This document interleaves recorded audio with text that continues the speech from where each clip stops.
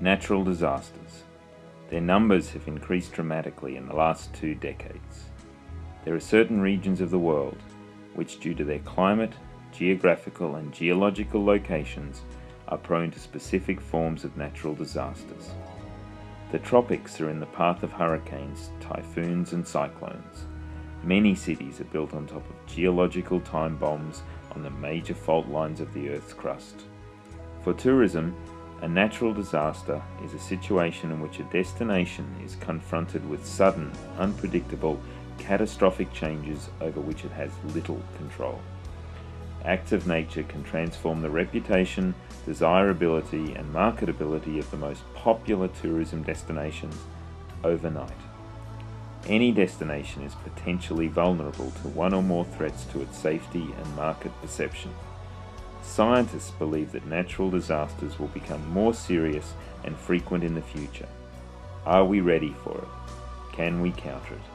Can we make change? Hi everyone, I'm Fang Wenlo and you're watching Tourism Issues. Our topic today is about natural disasters. This is one of the most important issues that the tourism industry faces. So today we have invited guests from different countries in the area to talk about this tourism issue. Now let's welcome Professor Gerardo Arriaga from University of Queensland, Professor Barong Ling from Thailand University of Tourism, Aida Mamadova from World Tourism Organization, and Yaxian Zhu from Tourism New Orleans. To begin, Aida, could you tell us why is it important to talk about natural disasters today, and can we really predict them, and what can we do about them? Thank you, Fan Wen. This is exactly why we need to talk about natural disasters. I would say there is 3 types of attitudes in our industry. First, tourist managers deny the possibility of natural disaster at their destination. Second, believe that they cannot do anything to avoid or help the situation, and therefore they don't have any preparation or recovery plans. And third, and unfortunately very small percentage of tourism managers take it seriously, prepare and have action plans in place. Let's have a look at this graph. It shows that the number of natural disasters has grown significantly in the last 20 years. And considering that the population of the world is growing and more people are affecting nature and climate change, we can only expect that more natural disasters are going to happen. And this is very important for the tourism industry, which relies on the good weather condition and environments, and therefore very vulnerable to intense climate change or natural disaster, which can cause huge physical, economical and environmental impact. Many countries have invested heavily in tourism and have a high level of economical dependence on inbound tourism. But it seems that they forget that the major determinant in travelers' decision to go to destination is perception of security and safety.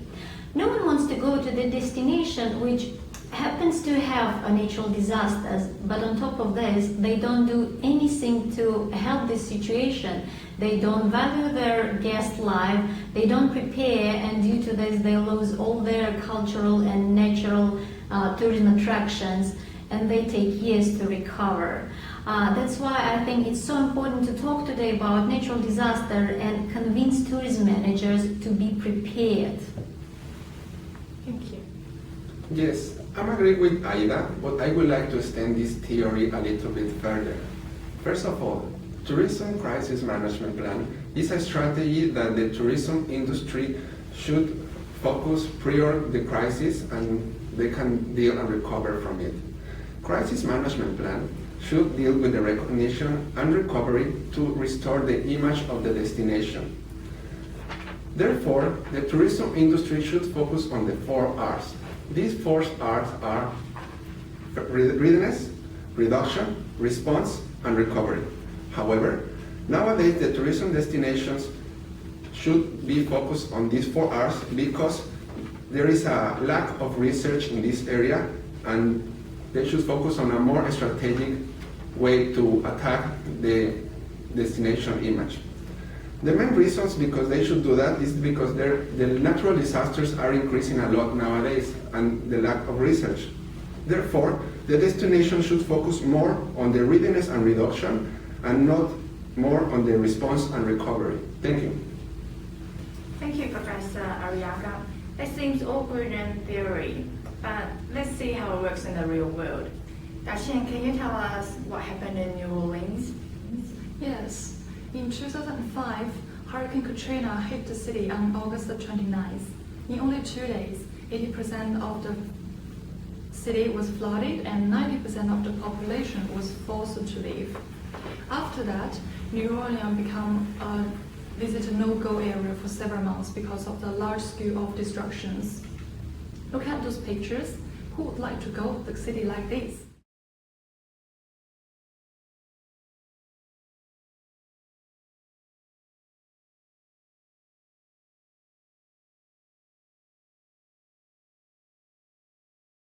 New Orleans is a city that relies heavily on the hospitality industry. In 2004, the city welcomed a record number of 10.1 million visitors. However, the number declined to 3.7 million in 2006, and also we lost billions of dollars. After that, we have implemented a series of recovery activities to help get the tourists back. By early 2006, around 95% of the city hotels had reopened and 65% of the population had returned. And in late 2006, the first cruise ships returned. In early 2008, we ran the first post-Katrina UK consumer advertising campaign. And now we have the confidence to attract more than 13.7 million visitors by the time the city celebrates its 300th anniversary in 2018. Welcome back to New Orleans. So what is the strategy that the best and would like to recommend to the tourism industry? Well, from my point of view, recovering as soon as possible is significantly important to tourism industry. For New Orleans, we cooperated with the travel agents and operators to help us rebuild the tourism image and also overcome the negative media impacts. Aggressive advertising campaign involved celebrities such as Brad Pitt to help us show the city is safe now and ready to reopen for tourism again. This is our film promotion, and you will see the progress.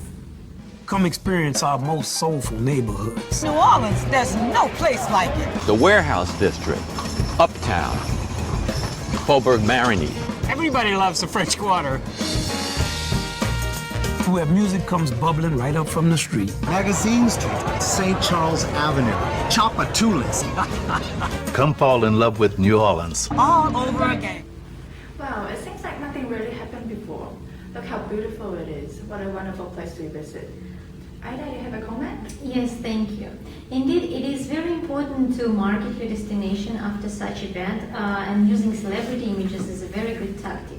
However, I would like to underline the importance of media in this context because media play a critical role in the recovery process.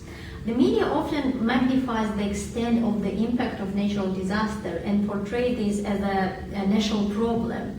But media never voluntarily cover the recovery process and leaves your target market in doubt as to whether the destination is ready for tourism again.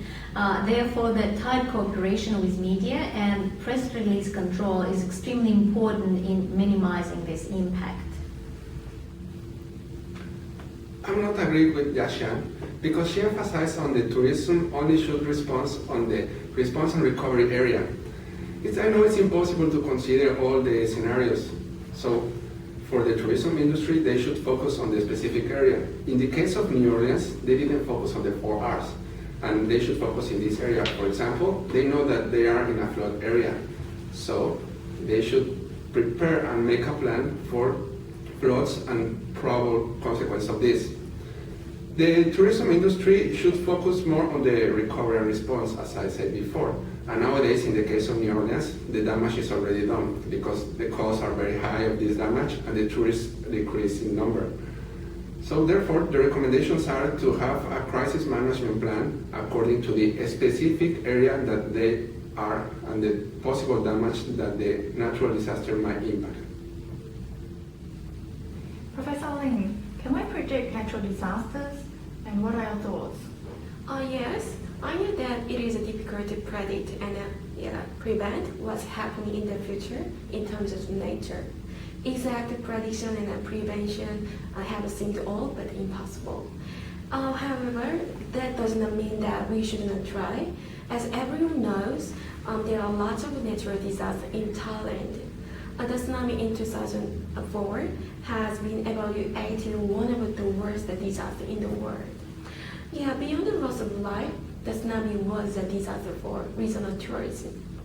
In January 2005, the occupancy rate of a hotel in the tsunami-affected area dropped to as low as 10%. Just European countries and also European governments, including Sweden, Denmark, Norway, issued advisory to their citizens not to travel the devastated area. And as the governor of the tourism authority of Thailand recognized the need to lay off their employees due to just a low international occupancy. Although I keep emphasizing the physical and economic damage, the absence of any warning or alarm system certainly worsened the human victim and the property loss. This corresponds to Professor Jayawal's message on reduction and readiness. According to Thailand Tourism and Thai Natural Disaster Warning Administration, although meteorological departments were aware of what was coming, they didn't issue or they didn't give any warning to people, for people to evacuate to safety.